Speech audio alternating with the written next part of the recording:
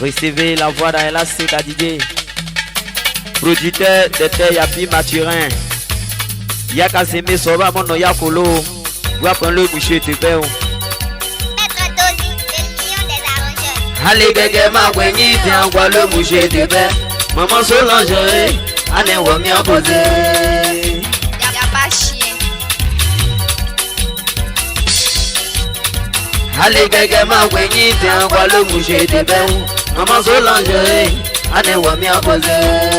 On m'y a posé où? Maman, on m'y a posé. Yenya lewe akwalo kunwa nende uwa nemige beme u beme komewa mama woko yezi ya omote guabelete baba kangamia oye keje kesen bose le boutique aye keje kesen oye jingobe o melo oye keje kesen hamano yibe salamu shedube Karone o boboze o Mama Solange ko teme monte oye tata ngezolo banwe monte tila nyime o banwe mo tila nyime o la zindo tije alors moi les awon we ko mo ya pose ka o mo oye mo oye o olowu mo oye wi manya belo Ake no aye ti o se alo na wo me o mama anye so emi ane wo ye o beti ane o mama wo ye go isoro be mo wo ye alogwan le za mo o ko mo ku me o be se ko ive baba won ye le jete lo Solange wo ye go we nya me le wi o sa gba bo me o Yapo Sobi Angeline Carole wone woye Yako Baba ganga mi awo bo woye o No mo o sabu abo me o mo se kun Oye ologbon le za won o ana wo no Ego mo ana wo no Sakenso mo se bu abelode 861 we le dube o Sure Alice Ego mo Y'a pas Alice dans ton maison bouger de bain. Oui, vous me l'oyez digo. Oui, vous me l'oyez digo. Anne y'a pas ça. Vous savez, maman, faut me solo. Tanti gentil. Ake bon aventure, mais comment vous appelez 860 mois au Galilée. Après le chigon. Après, n'a eu quand on me se. Maman Solange, quoi ça voulons. Oye, to sebo yete, nyangora odi shale, wa omi sheto, yalele, Solange gbaza wolo. Bako mo, oye bote yete, mu sheto me ki gbege. Mama je ne je be woza gugo, oye woza gugo.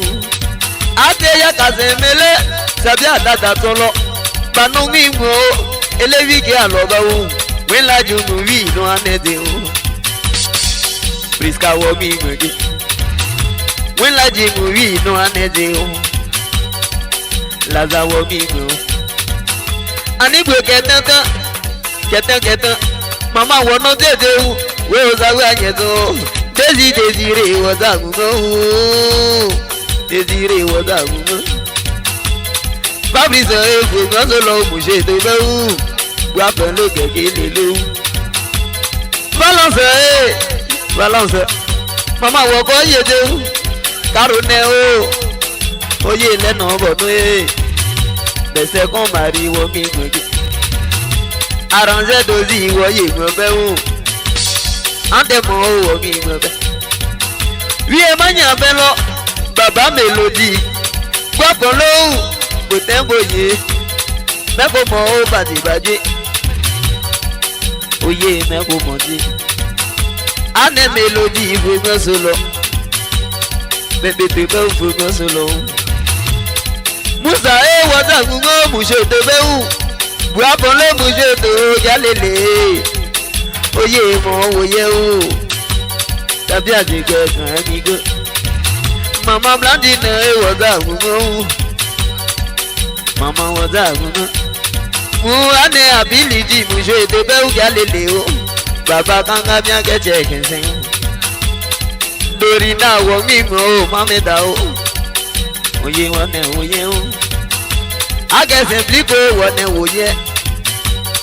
Simply go wane oye o. Daro ne bote wono ko mokume. Alogun le za won o sabi abate baba no bo.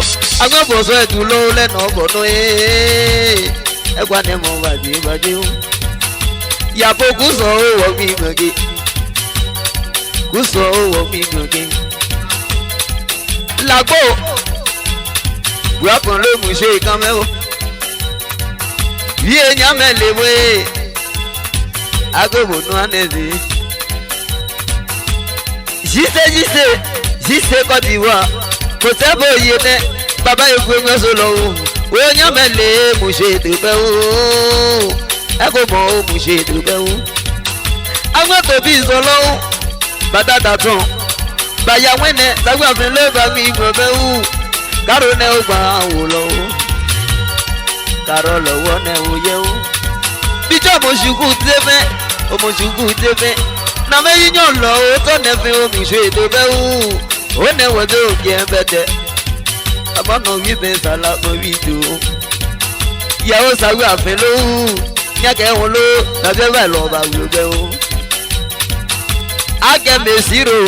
Mo ti agba wulede so lonjo gbasa wo lo tete ya bi ma ti re agba wule me ko mo o sagba bu arrange dozi wo mi go fe o dozi wo mi go fe o age dozi wo mi go fe o dozi wo mi go fe o ye la se ga di je wo mi